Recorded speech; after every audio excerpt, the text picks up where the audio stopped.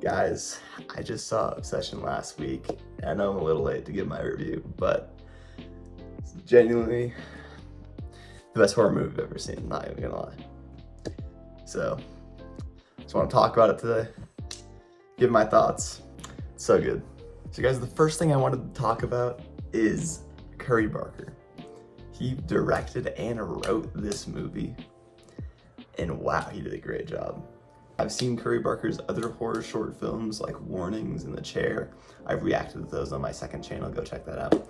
But I can already see like the influence from his other like short films going into Obsession. And with this small of a budget, he did such a good job.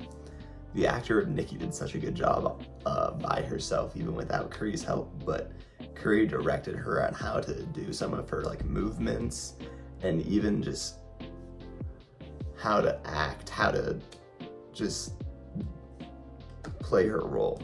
And even though the actor of Nikki herself was probably one of the best acting performances I've ever seen in my entire life, he still did a great job directing it.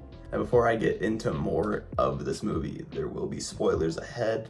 So if you haven't seen it, click off. If you want to hear the rest of my review, there will be spoilers, so just be warned.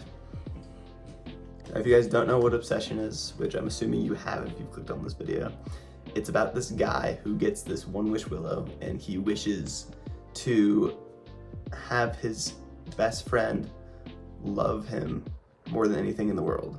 And she becomes crazy for him. She does the most insane things, and it's just one of the most intense, scary, and just best horror movies I've ever seen in my life.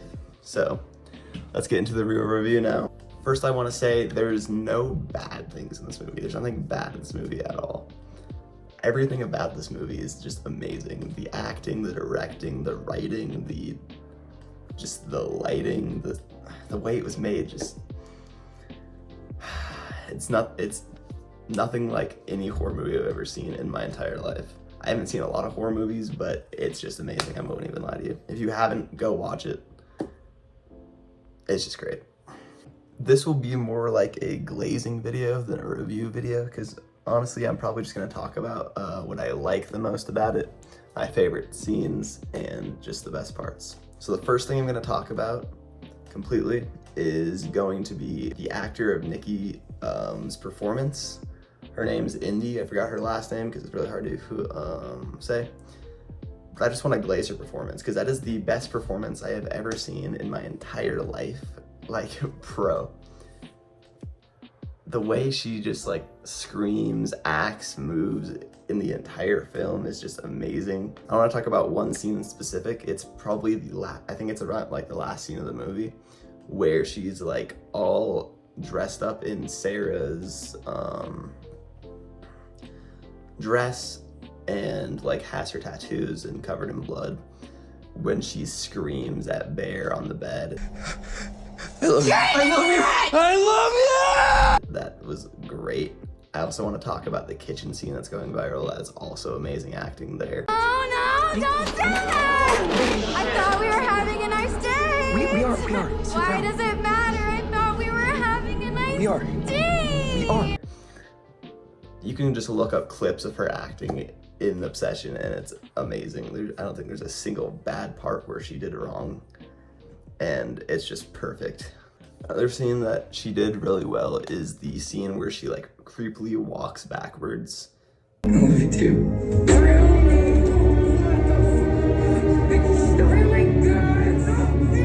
You're scaring me. Scared, baby. Don't be scared. I would never hurt you. I'm sorry. Into scaring him. And then jumps forward. That was pretty great, pretty creepy as well. I also want to talk about the fake and real Nikki situation in the movie where after the main character Bear wishes for her to fall in love with him, there's some scenes where she becomes her real self compared to the wish Nikki, which I will call her. The walking backwards scene is one of those scenes where she's the real Nikki because she jumps at him trying to attack him from taking advantage of her as that does happen in the movie. The other part where it is real Nikki is the part where she's in Bear's bed with him and he gets up to go meet Sarah. She's like, please kill me. That's also a scene where I realized that Bear was probably a bad guy, not a great character. Well, absolutely amazing written character, an amazing character in general, but like in the movie, himself is not. Like, he's just using her and never actually loves her in the first place. And you can actually see that in like the last scene where Nikki wishes for him to love her as well right before he like overdoses. Because if the wish actually worked, which it did, that proves that Bear never actually loved her. If the wish didn't work, nothing would have changed because Bear would have already loved her. But it did, so Bear never actually loved her like he says he did. Now it just kind of feels like I'm yapping right now, but I'm just kind of talking about the movie in general. I'm not necessarily giving a full review, just giving my thoughts, talking about what I love the most. Sorry if it's in a weird little order, but you know, it is what it is. Now I do also want to talk about how stupid Bear is because honestly, he could have just wished for confidence and that would have completely changed everything. It would have actually made him ask her out instead of making Nikki crazy herself.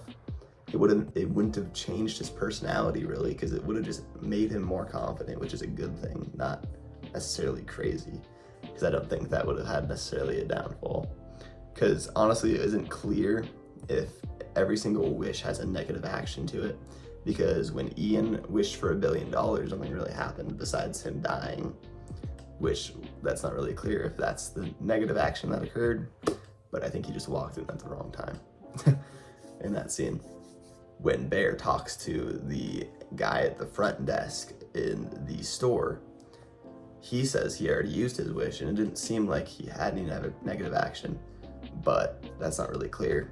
You just gotta kind of use your imagination with that one. Now I do want to talk about the two really good jump scares in the movie. At first, the first one is like right after Bear made the wish, Nikki and Bear went home together to Bear's house and they start making out. And then it snaps back to real Nikki and she gets absolutely freaked out by what's occurring and she just jumps and falls off the bed and there's a loud boom that occurs and that like was not expecting at all, and it honestly like made me jump really hard. But the second really good jump scare, which made me jump even harder, and I in fact was watching this movie with a bunch of my friends and the friend that was sitting next to me saw it happen and apparently I jumped a lot. But it was when obviously Nikki ran through the window to kill Sarah with the brick. That jump scare was really good and that scene was obviously horrifying. Also, I do want to give a shout out. Nikki's not the only good performance in that movie. Bear, Sarah, the actors of those characters also did amazing jobs with their role. But it was really hard to top Indy's performance because genuinely one of the best things I've seen in acting in a very long time, honestly, ever, I'm gonna be honest. Now to end this off, I know this wasn't much of a review, but I do want to talk about the scariest scenes from the movie in my opinion. First, I do want to mention the jump scares, which I already mentioned earlier. Those I already talked about, but those were really scary as in the jump scares. But the first really scary part was when Bear woke up and she was just standing in the corner.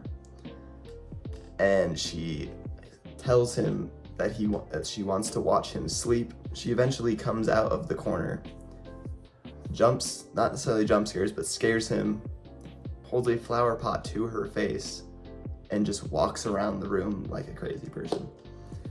This scene's really hard to explain. You just have to watch it for yourself, but it's just like creepy and eerie and I don't know, really weird. Second scene I want to talk about is obviously Sarah's death scene. Now I already talked about the jump scare, but I didn't talk about how gruesome that scene was.